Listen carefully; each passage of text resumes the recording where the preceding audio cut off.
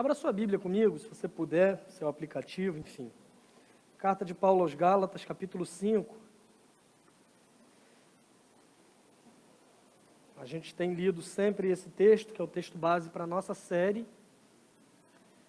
E para cada um dos temas que a gente fala, a gente se apoia em outro texto bíblico, que a gente vai ler mais à frente, mas por hora, se você puder, abra sua Bíblia em Gálatas 5, 22 e 23. Essa série que a gente está se chama Fruto, Vivendo pelo Espírito. E a gente, na primeira pregação, investiu algum tempo explicando algumas questões fundamentais do contexto da carta aos Gálatas, por que Paulo usa a expressão fruto e não frutos, por que isso contrasta com as obras da carne, enfim, você pode assistir depois, está no nosso canal, está no nosso aplicativo, e a gente falou já sobre amor, sobre alegria, sobre paz, e hoje a gente chega ao quarto aspecto do fruto do Espírito. Antes que a gente leia, eu quero fazer um momento de desabafo aqui, uma das coisas difíceis da gente falar todas as semanas, estar pregando todas as semanas, na verdade, duas coisas eu destaco. A primeira delas é que tem dia que você não está muito bem, não está muito legal, sabe? Acho que todo mundo passa por dias assim, que a gente quer ficar mais tranquilo, isolado, sem conversar muito, mas a palavra de Deus precisa ser pregada, independente de como eu esteja me sentindo, é minha responsabilidade estar aqui, esse é um ponto. Mas hoje eu estou bem, feliz, Botafogo está embalado, a gente fica animado com isso aí. O segundo ponto é que às vezes a gente toca em alguns temas que são meio delicados, porque a gente tem alguma dificuldade e hoje é um tema desse. A gente vai falar sobre paciência. Para mim, é ainda mais delicado por ter minha mãe, alguns familiares aqui, então não dá nem para dar aquela enganada, fingir que você é tranquilo em relação a esse tema, mas hoje a gente vai falar sobre paciência, e a carta aos Gálatas, no capítulo 5, a partir do verso 22, Paulo diz o seguinte: mas o fruto do Espírito é amor, alegria, paz, paciência, amabilidade, bondade, fidelidade, mansidão e domínio próprio. Contra essas coisas não há lei. Mas o fruto do Espírito é amor, alegria, paz, paciência, e é sobre isso que eu queria conversar com você hoje à noite. Como eu já disse, eu adianto que esse é um tema que às vezes é complicado para mim e eu preciso de fato da ajuda do Senhor, do Espírito Santo, porque eu tenho a tendência de ser muito impaciente. É algo que eu sempre peço a Deus nas minhas orações, mas às vezes as minhas orações são assim: Senhor, eu preciso de paciência, mas eu quero que seja agora. Tem que ser agora, que se não for agora também, não precisa me dar, não, revelando toda essa impaciência que há. É difícil a gente lidar com isso. Só que como eu não posso melhorar a minha imagem, eu queria propor uma coisa agora, que é piorar a sua, e eu queria fazer com vocês aqui um teste de paciência, beleza? Para que vocês percebam que não é um problema que é só meu, mas pode ser que seja seu também, eu vou te dar as instruções. Primeiro, estava fácil demais falar mal só de mim, né? Agora a gente vira o canhão para o outro lado, aponta para você, e eu queria que você refletisse. Eu vou te fazer 4 perguntas. Eu vou te dar alguns exemplos para que você consiga entender melhor, e eu quero que você faça uma soma aí. Se na primeira pergunta que eu fizer para você, você responder assim: nesse caso, eu não tenho paciência nenhuma, a sua pontuação é 0, não tem muito o que dizer. Se você diz assim: nesse caso, às vezes eu tenho paciência, às vezes não, depende do meu dia, depende do meu humor, depende se eu estou com fome ou não, porque tem gente que quando está com fome se transforma em outra pessoa. E aí você diz: varia muito, depende muito, então nesse caso, a sua pontuação é 5, certo? Se na pergunta que eu te fizer você nunca tem paciência, você somou 0, se você tem, às vezes, 5, e se você fala: essa é uma situação tranquila para mim, eu não me irrito com isso, eu sou paciente em relação a isso, você vai somar 10. Aí no final a gente vai fazer as contas aí e a gente vai pensar no resultado. Primeira pergunta que eu te faço: como é que você lida com interrupções? Você está no meio de um projeto no trabalho e entra alguém que quer bater papo simplesmente. Você está lá bem ocupado, atarefado, e entra uma pessoa que quer ficar conversando, e daquelas pessoas que não te dão pausa. Você já conversou com gente assim? Tem gente que começa a falar, você quer interromper para falar assim: só um minutinho, ou eu estou ocupado, tenta dar uma segurada aí, mas a pessoa não dá sequer uma pausa, ela vai emendando um assunto no outro, você não vai conseguindo e ela está ali te interrompendo. Leva alguns minutos ali, e aí quando ela sai, você percebe que você está totalmente atrasado. Como é que você reage a isso? Você é totalmente paciente em relação a isso? Então, se você é totalmente paciente, já soma 10 pontos. Se você pensa assim, depende do meu humor, soma 5. Se você fala assim, eu nunca tenho paciência com isso, você soma 0. Ou, nesse mesmo caso, você está com 1000 coisas para fazer e aparece alguém na rua tentando te vender alguma coisa, te apresentar um cartão, que tem um pessoal que fica tentando te vender cartão na rua, que dá desconto para a farmácia e para morrer. Se você quiser ficar doente ou quiser morrer, você pega esse cartão que ele vai te dar um desconto para isso, e você às vezes tenta sair, não quer ser mal educado, mas a pessoa não para de falar e tal. 0, 5 ou 10. Pensa aí no seu resultado. Se você tiver dificuldade com soma, pode anotar na calculadora do seu celular. Segundo lugar, como é que você lida com inconvenientes? Um exemplo clássico para a gente, congestionamento. Eu, falando de mim, eu prefiro pegar, às vezes, um caminho mais longo, que vai demorar mais, mas eu tenho a sensação de que eu não estou parado, porque o fato de estar ali em congestionamento é um negócio que, às vezes, me tira a paciência. É 0 ou 5 para mim nessa aqui. Você pode ter certeza que para eu chegar a 10 em alguma questão aqui vai ser bem complicado. Outro exemplo, alguém senta no lugar que você sempre se senta na igreja. Não tem um negócio desse? Às vezes a gente tem o nosso lugar preferido, né? Antes, quando estava tudo fechado, não tinha pandemia. Tem o pessoal que sente calor, vem para o lado do ar-condicionado. O pessoal que sente frio vai para o outro lado. Dependendo de quem chega na igreja, a temperatura é uma. Se for outra pessoa, a temperatura é outra. Aquele negócio assim que você vem já, o meu lugar é ali e a pessoa sentou no meu lugar. Como é que você lida com isso? Ou você tem a mesma vaga que você estaciona sempre no seu trabalho e todos os dias você para naquele lugar ali, e no dia que você está mais atrasado, o que acontece? Alguém parou na sua vaga. Algumas igrejas tentam resolver isso colocando a vaga para o pastor. Já viram isso? Você chega no estacionamento da igreja, tem lá uma placa bem bonita, assim, vaga do pastor.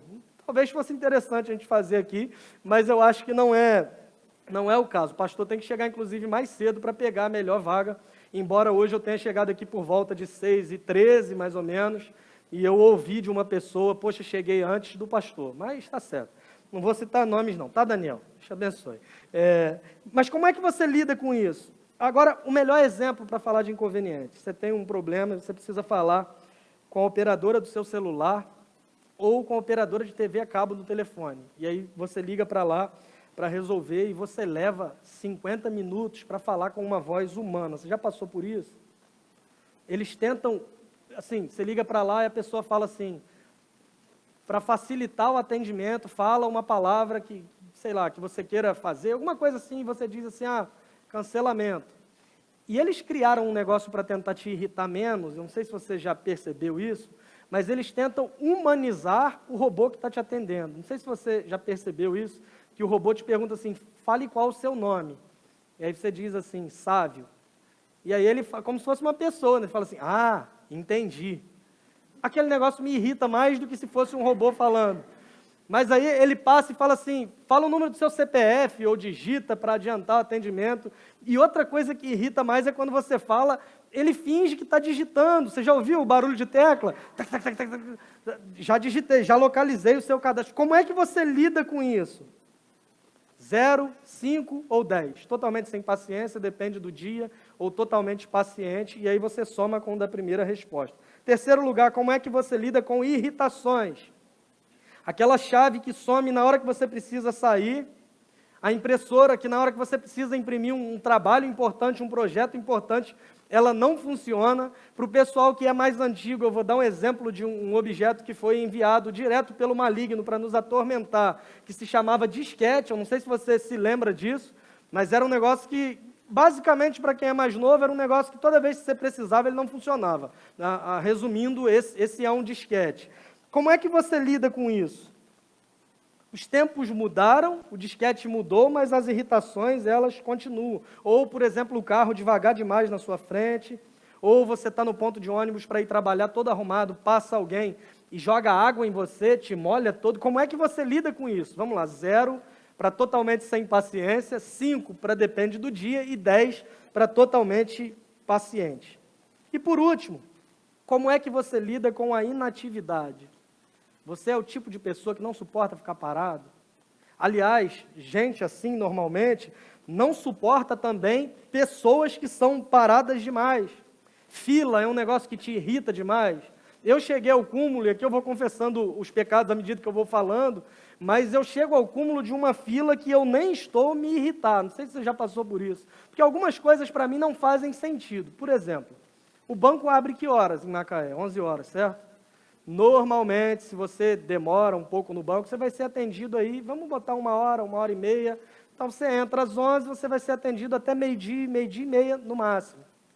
Eu não consigo entender passar 8h30 em frente ao banco e já ter gente na fila. Para mim, isso não faz o menor sentido, porque mesmo se a pessoa entra às 11 e sai 11h01, ela esperou ali mais tempo do que se ela tivesse entrado no horário normal. Não faz muito sentido. Eu me irrito com fila que eu nem estou presente, por exemplo. Sinal vermelho, tem sinal que demora 20 segundos para fechar e parece que 48 minutos para abrir, você fica ali. E aí eu fui atrás de uma pesquisa para dar embasamento do que eu estou falando, e eu descobri que no decorrer de uma vida média, cada um de nós vai passar aproximadamente 6 meses da vida no sinal vermelho, esperando esse sinal abrir. Você somar todos os dias, o período que você passa no sinal todos os dias, vai levar em média 6 meses da sua vida. Isso, é claro, se você não morar em Rio das Ostras. Se você mora lá, vai ser aí 4, 5 anos aí por baixo, que tem bastante semáforo. Mas como é que você lida com isso? E agora eu queria te convidar para o resultado. Estava tranquilo, né? Começar falando mal de mim, que eu tenho dificuldade, mas vamos lá. Se você somou de 0 a 20 pontos, se você somou 0, no final do culto procura que a gente vai orar por você, te ungir, fazer alguma coisa. Se você somou de 0 a 20 pontos, o resultado é o seguinte: você precisa de mais paciência. Se você marcou entre 25, 21 e 35 pontos, você é uma pessoa muito paciente, mas ainda há espaço para melhorar em alguma coisa. E se você está aqui e marcou 40 pontos, a gente está muito feliz em te receber aqui hoje à noite, Senhor Jesus Cristo. Seja muito bem-vindo entre nós. Estamos aqui para te adorar. Eu reconheço que eu preciso dessa paciência, por isso eu estou pregando hoje, para mim mesmo, inclusive. Se você também é alguém que precisa melhorar nessa área, eu te convido a abrir a sua Bíblia em Tiago, capítulo 5, onde a gente vai olhar para a palavra de Deus, a fim de compreender melhor sobre esse assunto tão importante e como a gente consegue exercitar mais essa paciência que é fruto do Espírito Santo em nós.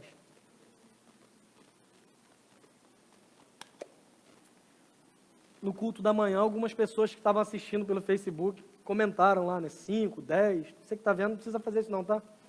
Depois você confessa para Deus aí e resolve isso. Tiago, capítulo 5, versos 7 e 8. A gente vai projetar o texto na NVI,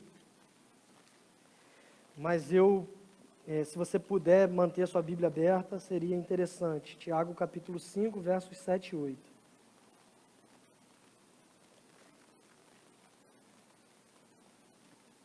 Diz assim o texto: portanto, irmãos, sejam pacientes até a vinda do Senhor. Vejam como o agricultor aguarda que a terra produza a preciosa colheita e como espera com paciência até virem as chuvas do outono e da primavera. Sejam também pacientes e fortaleçam o seu coração, pois a vinda do Senhor está próxima. Vamos orar? Deus, obrigado pela tua palavra lida, e a gente pede ao Senhor que nos ajude a compreender as verdades desse texto, as que dizem respeito a essa questão da paciência, e, acima de tudo, nos ajude a aplicarmos essas verdades no nosso coração, para que a gente viva uma vida que te agrade, uma vida que dê fruto e fruto para a glória de Deus. A gente pede que seja assim e a gente ora no nome de Jesus. Amém.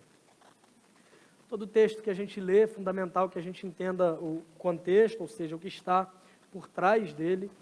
E nesse texto, Tiago está escrevendo para alguns irmãos, e os seus leitores, dentre os seus leitores havia tanto os empregadores quanto os empregados. Nesse trecho, Tiago está fazendo uma espécie de advertência àquelas pessoas mais ricas, não pelo fato de serem ricas, porque isso também não é sinônimo de estar em pecado ou algo do gênero, mas porque eles usavam da sua riqueza para oprimir os mais pobres, eles usavam da sua riqueza para subjugar aqueles que eram mais pobres, e embora fossem irmãos em Cristo, eles desconsideravam isso simplesmente para demonstrar poder por meio da riqueza e por meio do que possuíam. Por exemplo, no verso 1 ele vai dizer: ouçam agora vocês ricos, Chorem e lamentem-se, tendo em vista a desgraça que virá sobre vocês. A riqueza de vocês apodreceu, as traças corroeram as suas roupas. No verso 4 ele vai dizer, o salário dos trabalhadores que ceifaram os seus campos, e que vocês retiveram com fraude, está clamando contra vocês. O lamento dos ceifeiros chegou aos ouvidos do Senhor dos Exércitos. No verso 6 ele vai dizer, vocês têm condenado e matado o justo, sem que ele ofereça resistência. Tiago, então, está fazendo essa advertência contra os senhores, contra os empregadores, contra aquelas pessoas que eram ricas. Então, esse contexto aponta para a seguinte realidade. Alguns dos leitores de Tiago eram esses, e outros dos leitores de Tiago eram os que estavam sendo oprimidos. Alguns dos leitores dessa carta eram pessoas pobres da classe trabalhadora que estavam sendo maltratadas pelos ricos e pelos seus patrões. A ideia de Tiago não é falar aqui sobre luta de classes, conceito político, absolutamente nada disso. Mas, ao mesmo tempo que ele faz essa advertência contra esses ricos opressores, ele vira para o outro lado agora e ele começa esse trecho que nós estamos lendo, quando ele diz, portanto, ou seja, concluindo o que eu disse até agora, a partir dessa compreensão, eu quero o seguinte, sejam pacientes até a vinda do Senhor. É interessante que nessas circunstâncias teria sido compreensível que esses leitores mais pobres ficassem impacientes. Eles estavam sendo abusados, os seus direitos estavam sendo negados. E pelo menos de uma perspectiva humana, pudesse ser talvez compreensível que eles ficassem impacientes e reagissem mal. A proposta de Tiago é exatamente o contrário. Tiago escreve para que eles tenham paciência. E eu queria deixar claro que essa paciência não tem a ver com não se posicionar diante das injustiças.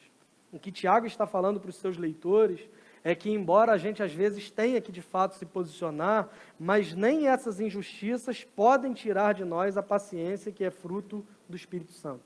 Tiago não está nesse momento preocupado em resolver os problemas e as injustiças da vida, embora essas sejam coisas que precisam de fato serem resolvidas. Mas nesse momento ele está mais preocupado em escrever para os seus leitores sobre como você reage aos sofrimentos e injustiças que a vida te impõe. Independente do que você faça, independente da posição que você assuma, injustiças são uma realidade na nossa vida. Isso não pode ser capaz de tirar a nossa paciência, isso não pode ser capaz de tirar a nossa paz, e Tiago escreve para eles, querendo ajudá-los a como eles devem responder à injustiça, sofrimento, à demora, aos direitos básicos e fundamentais não sendo atendidos, como eles devem responder a isso de maneira piedosa. E nesses versos ele vai nos ensinar a receita de Deus para esse tipo de paciência, e a primeira coisa que a gente consegue perceber é que há uma promessa da vinda do Senhor que é enfatizada por Tiago quando escreve para esses irmãos. Ele está dizendo, portanto, sejam pacientes, mas ele não fala sobre a paciência de modo aleatório. Ele fala, sejam pacientes até a vinda do Senhor. No verso 8 ele vai dizer, sejam também pacientes e fortaleçam o seu coração, pois a vinda do Senhor está próxima. Tiago está escrevendo para esses homens, para essas mulheres, e ele está dizendo que eles deveriam ser pacientes, e ele relaciona essa paciência com a vinda do Senhor. Jesus já veio aqui uma vez, mas Jesus voltará. Nesse contexto, a gente está no Novo Testamento, já tinha passado também tudo o que a gente conhece como ministério de Jesus, ele já tinha vindo aqui, vivido a sua vida perfeita, que nós éramos incapazes, a nossa fé se baseia e se fundamenta nisso, aliás. Jesus morreu na cruz assumindo a nossa condenação, porque todos somos pecadores, desde os nossos primeiros pais, Adão e Eva, de modo que agora, se cremos em Jesus, somos perdoados por Deus. A nossa fé se fundamenta no que ele veio fazer na sua vida perfeita, na sua morte e também na sua ressurreição. Porque esse Jesus, ele ressuscita ao terceiro dia, vencendo a morte, provando que o sacrifício foi aceito, e nós somos aceitos por Deus também, única e exclusivamente por meio da fé. Essa é a mensagem do Evangelho. Isso é o que Jesus fez na sua primeira vinda.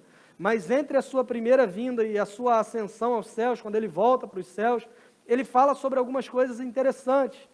Ele diz para os seus seguidores, por exemplo, ele dá uma tarefa para os seus seguidores, dizendo: vão, façam discípulos de todas as nações, batizando em nome do Pai, do Filho e do Espírito Santo, ensinando-os a guardar a todas as coisas que eu vos tenho ordenado, e eu estarei com vocês todos os dias até a consumação dos séculos. Como é que Jesus está conosco? Por meio do seu Espírito Santo. Esse Espírito é quem produz fruto nas nossas vidas, e hoje a gente está falando especificamente sobre a paciência. Jesus faz uma outra promessa dizendo que ele iria para o Pai, mas ele estava indo preparar lugar. E ele diz que um dia voltaria, seria, no caso, a sua segunda vinda, e ele viria aqui para levar consigo, para morar com ele eternamente, todos aqueles que creem no seu nome. A nossa fé se baseia nisso e se fundamenta nisso. A grande questão é o quanto isso traz de impacto na minha realidade hoje. Como é que crer no Evangelho e crer que Jesus voltará vai mudar a minha realidade? Como é que o fato de crer em Jesus me traz conforto e encorajamento prático?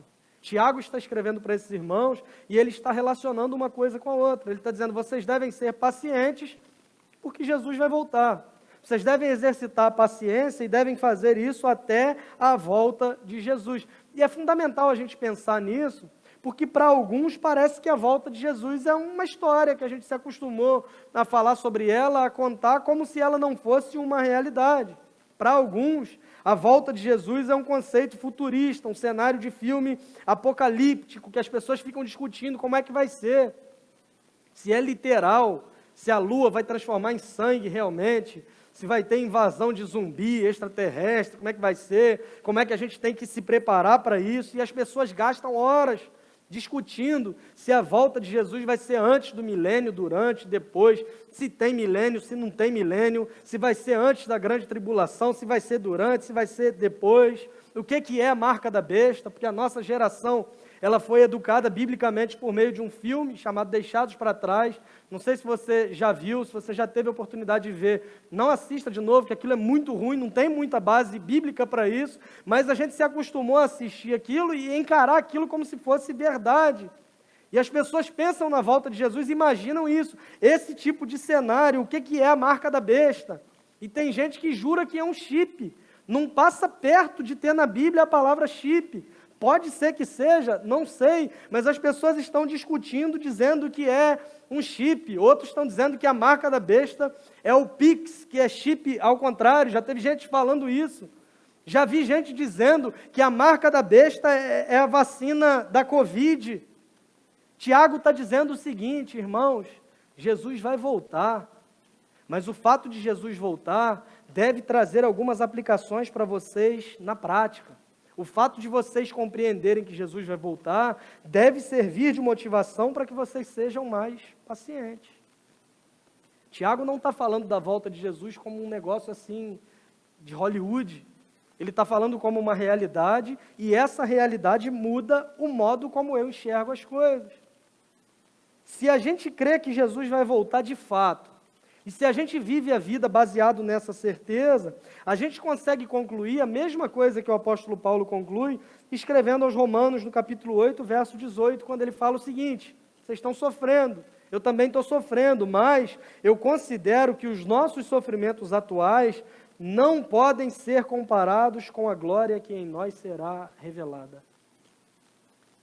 Ora, se eu creio que Jesus vai voltar, se eu creio que na sua volta ele vai instaurar em plenitude o seu reino, se eu creio que ele vai levar com ele mesmo um povo que ele comprou com seu sangue, para morar com ele eternamente, para um lugar onde não haverá mais dor, tristeza, choro, luto, angústia ou qualquer uma dessas coisas, se eu creio nisso, eu entendo que por mais que eu esteja sofrendo hoje, de fato, esse meu sofrimento não pode sequer ser comparado com essa glória que vai ser revelada. Por isso que Tiago está dizendo para esses irmãos, creiam que Jesus vai voltar. O fato de vocês entenderem que Jesus vai voltar, deve gerar em vocês essa paciência, porque os sofrimentos de vocês, embora sejam uma realidade, embora sejam presentes, embora sejam fruto de uma cultura injusta que vocês estão experimentando, mas ainda assim eles não podem ser comparados com essa glória que será revelada. Isso não é ser simplista, isso não é simplesmente fugir da realidade, muito pelo contrário, o chamado feito a nós aqui é para vivermos o nosso dia a dia, mas não perdermos de perspectiva a realidade da eternidade. A gente vai viver aqui mais alguns anos, meses, alguns dias, a gente não sabe nem quanto tempo a gente vai viver, mas por mais que você viva muito, se você compara 120 anos, que você viva 120 anos, chegue à idade do Flávio, é o desejo que eu tenho para todos vocês, se você chega a 120 anos, ainda assim, o que são 120 anos quando você compara isso com a eternidade? O convite que é feito a nós é que a gente viva tendo a eternidade como perspectiva. Tem uma música da banda Crombie, que eu gosto muito, que ela diz o seguinte: vivo a eternidade no meu dia a dia. Pensar a eternidade não é fugir da nossa realidade, do que a gente enfrenta aqui hoje. Pensar em eternidade não é ser alienado diante das injustiças e mazelas que a vida nos impõe. Pensar a eternidade é viver aqui hoje, tendo a certeza de que por mais que eu possa sofrer, me alegrar, enfim, absolutamente nada disso pode ser comparado com a glória que há de ser revelada.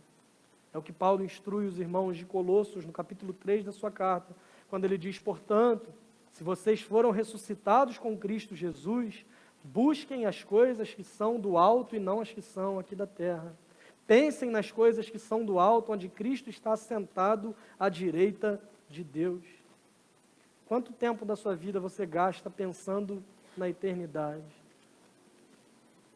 Quando a gente vai fazer uma viagem, a gente se planeja, a gente pesquisa, a gente vê o que tem de interessante para que seja feito nessa cidade, porque a gente está animado, a gente está empolgado porque a gente vai para lá.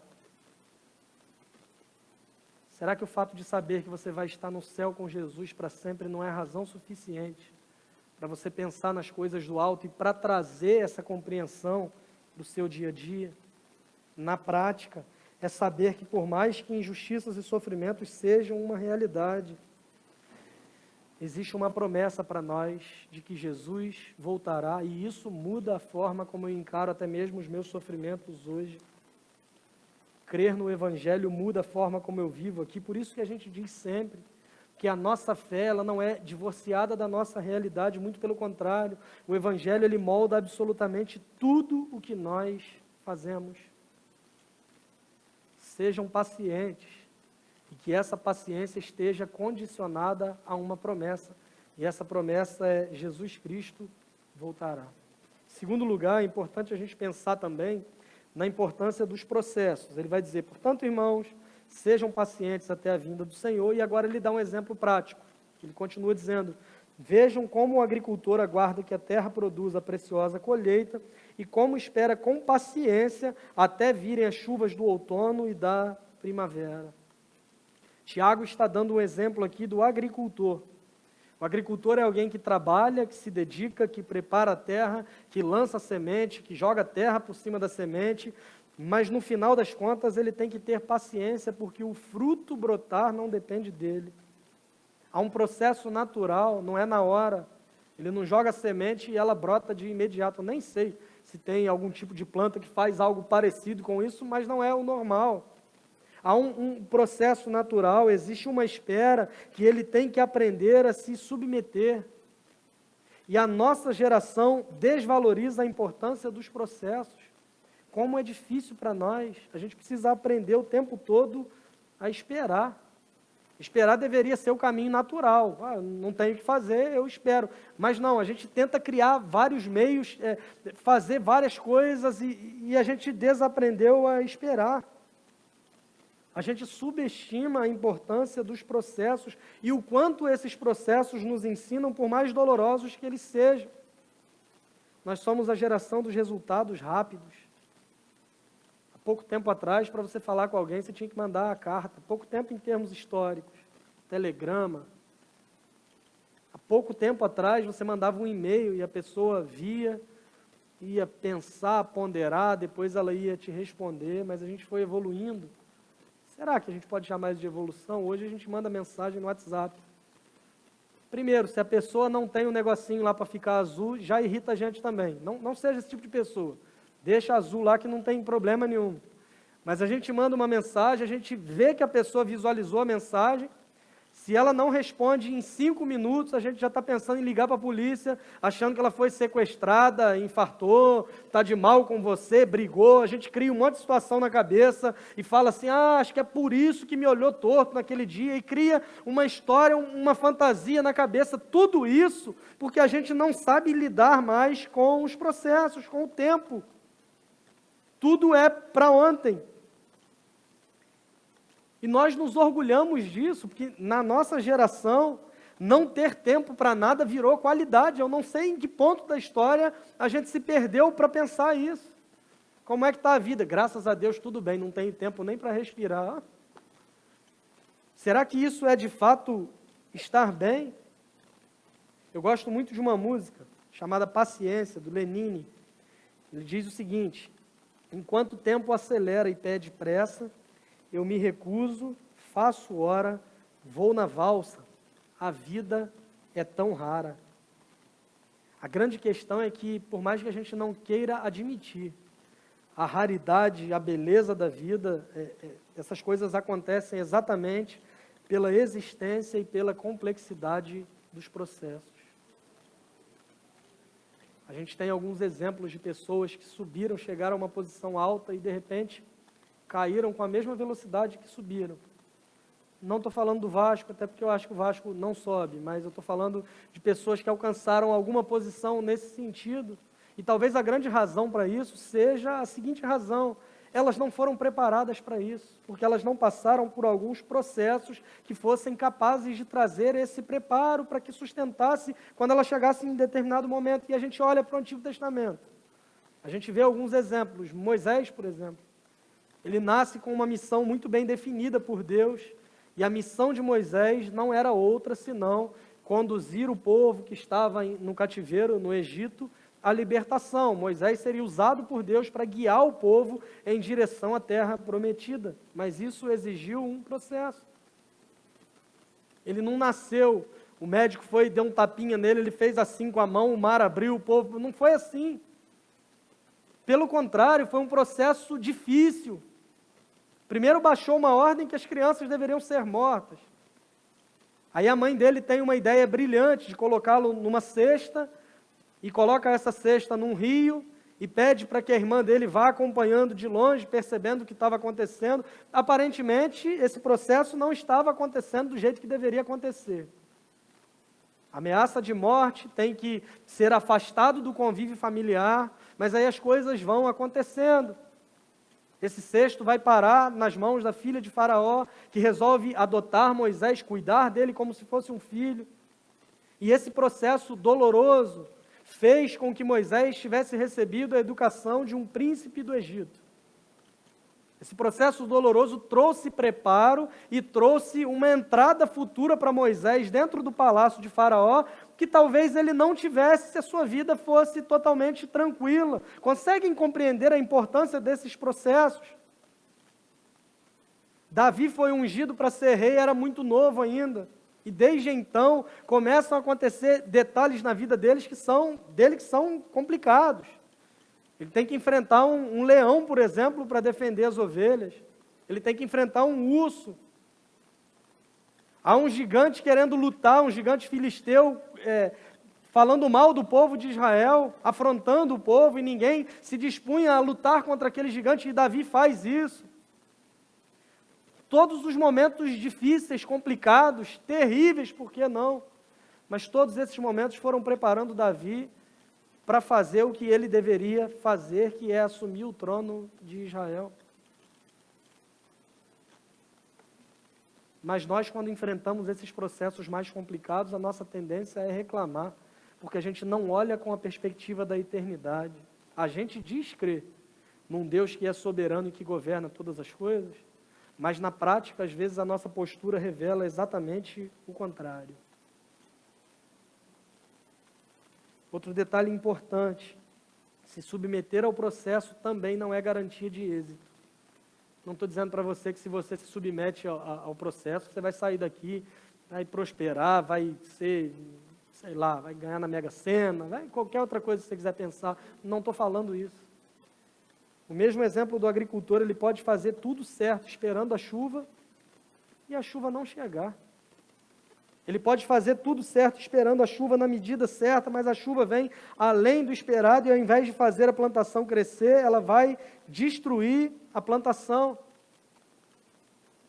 Mas ainda assim nós somos encorajados a nos submetermos ao processo. Sabe por quê?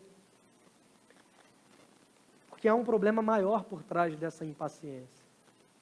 Há uma raiz um pouco mais profunda, porque se nós somos cristãos, se nós vivemos com a perspectiva da eternidade, se nós dizemos crer em um Deus que é soberano e que governa sobre todas as coisas, ser impaciente diante de tudo isso é uma forma de rebeldia. Eu estou dizendo para Deus com a minha atitude o seguinte: o Senhor não fez o que deveria ser feito, o Senhor não fez do modo como deveria ser feito, o Senhor não fez no tempo em que deveria ser feito. Eu sei o que é melhor para mim e é diferente do que o Senhor está me proporcionando. Percebem como a raiz dessa impaciência é muito mais profunda? É dizer para Deus que Ele não está agindo no tempo certo. Olha a seriedade e a importância disso na prática. Tiago está dizendo: sejam pacientes porque a vinda do Senhor está próxima. Ser paciente é uma consequência, é resultado de confiar na promessa de Jesus. Ora, se ser paciente é resultado de confiar na promessa de Jesus, ser impaciente é exatamente o oposto. É o tal do ateísmo prático. É dizer que nós cremos nele, que nós confiamos nele, mas na prática nós demonstramos exatamente o contrário. É aquela velha história que eu já falei para vocês algumas vezes e vou falar de novo, até que a gente entenda isso, do equilibrista lá com um fio atravessando de um lado ao outro das cataratas. E ele pergunta: alguém acredita que eu consigo atravessar isso? E as pessoas dizem: acredito, e ele vai e atravessa. E ele chega do outro lado, tem um carrinho de mão esperando, ele fala: alguém acredita que eu volte carregando esse carrinho de mão e com os olhos vendados? E as pessoas dizem: eu acredito, e ele de fato vai. Até que ele chega do outro lado e fala: bom, alguém acredita agora que eu consigo voltar com os olhos vendados, empurrando o carrinho de mão com uma pessoa dentro? As pessoas dizem: é óbvio que eu acredito, é claro que eu acredito. Até que ele faz a pergunta: quem é que quer ser essa pessoa? E ninguém se dispõe, porque eles acreditavam na teoria, mas na prática eles não confiavam a ponto de depositar sua vida nas mãos, na habilidade e na experiência daquele homem. Isso é um fato. Teve uma outra vez que eu contei a história, falei até o nome dele, enfim. Você consegue achar isso fácil pesquisando. A grande questão é que nós agimos assim em relação a Deus às vezes. Eu acredito que o Senhor pode fazer. Eu acredito que o Senhor me guia, mesmo nas circunstâncias mais adversas. Eu acredito que o Senhor usa esses momentos adversos para produzir fruto em mim, para que eu tenha mais paciência, para que a minha vida frutifique para a glória de Deus. Mas eu não tenho coragem de entrar no carrinho de mão, porque eu não confio a esse ponto. Você confia de fato? A terceira coisa que a gente percebe nesse texto, está no verso 8. Sejam também pacientes e fortaleçam o seu coração, pois a vinda do Senhor está próxima. Fortaleçam o coração. Aqui eu sou levado a pensar em duas coisas. A primeira delas é que há necessidade de disciplina nesse processo. O verbo está conjugado no imperativo. Fortaleçam o coração de vocês. Tiago está dando uma ordem para esses irmãos. Tiago está propondo algo para esses irmãos e que exige disciplina. Ser paciente exige paciência. Que a gente aprenda a pedir a Deus por paciência, mas a gente precisa saber que essa é uma das orações mais perigosas que nós fazemos. Porque quando nós dizemos a Deus que precisamos ser pacientes, é natural que nós sejamos testados em algumas situações que exigem de nós o quê? Paciência. E situações que exigem de nós paciência são situações normalmente estressantes, difíceis, adversas. Parece meio óbvio, mas é difícil demais pensar nisso. Orar pedindo por paciência é dizer: Senhor, me conduz, produz esse fruto em mim mesmo nas piores circunstâncias possíveis. Essa semana eu estava conversando com o Flávio, todo começo de semana a gente senta para conversar e fala sobre o domingo anterior, como é que foi. Ele faz um monte de crítica à pregação, enfim.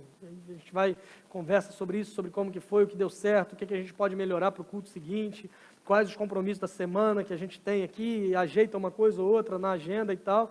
E às vezes já conversa sobre a semana seguinte, que a gente normalmente prega em série, então eu já sei o que eu vou pregar aí pelas próximas semanas. E aí eu falei, Flávio, semana que vem eu vou pregar sobre paciência, e a gente conversou, pensou em algumas músicas para o repertório e todo esse negócio aí. Aí a gente acabou de falar sobre isso, saiu para ir embora. O Flávio estava com o carro aqui, numa dessas 4 vagas, uma delas vai ser vaga do pastor, mas por enquanto não é ainda, e o meu carro estava na frente da recepção, ali num recuo que tem, que só passa um carro. E aí quando cheguei tinha um Uber parado. Eu passei por ele olhando com aquela cara de, vou sair, hein? Fica esperto aí que eu vou sair. Ele nem se manifestou. Tudo bem, entrei no carro, liguei o carro, e ele, absolutamente nada, continuou ali. Eu andei um pouquinho, continuou parado, acendi o farol para ver se ajudava, embora estivesse de dia, e ele continuou ali calmamente até o momento que ele saiu e eu fui atrás dele. Sorte dele que Flávio estava perto, eu fiquei com vergonha de buzinar, né? Não buzinei, dessa vez eu esperei com paciência, por isso eu marquei 5 para mim, lá no início, quando eu fiz a pergunta para vocês. Mas logo depois que eu saí, Flávio me mandou um áudio, com certeza ele parou o carro para me mandar esse áudio, né? Ele não faria isso de mandar um áudio dirigindo, e eu também devo ter parado o carro para ouvir, que eu não ouviria um áudio também dirigindo, mas no áudio Flávio me disse que aquele Uber estava ali para testar a minha paciência, porque eu ia pregar sobre isso.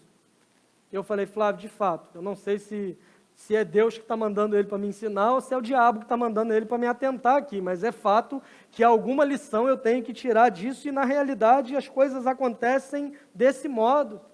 É natural. Se tem uma área onde nós precisamos crescer, é nessa área que nós teremos experiências que nos fazem refletir. Por isso que ser paciente exige disciplina. Fortaleçam o coração. Há um esforço, a necessidade de haver essa disciplina, exatamente porque não é algo natural. O natural é o oposto, é que a gente se irrite, perca a calma, viva nessa correria desenfreada que o nosso tempo, o nosso emprego, o nosso chefe, a nossa igreja, o nosso cônjuge, o nosso pastor exige. É preciso disciplina para saber pisar no freio, para priorizar o que de fato importa, para saber respeitar os processos naturais da vida e perceber o quanto eles nos ensinam. E como é que nós fazemos isso? Tiago, mais uma vez, relaciona essa paciência e esse fortalecer do coração com a vinda do Senhor.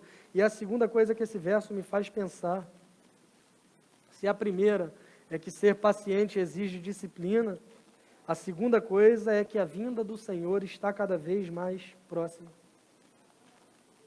A razão para nos disciplinarmos, a razão para sermos mais pacientes, é a certeza que nós temos de que Jesus cumprirá a sua promessa. Ele vai voltar. É uma realidade. Ele vai nos levar para esse lugar onde não haverá mais choro, dor, tristeza ou lágrimas. Isso é razão mais do que suficiente para enfrentarmos as dificuldades com paciência. Uma música do Marcos Almeida, onde ele diz que toda dor é por enquanto. Se nós temos a eternidade como perspectiva, a gente tem essa certeza que não há dor que dure para sempre. Que não há sofrimento que dure para sempre.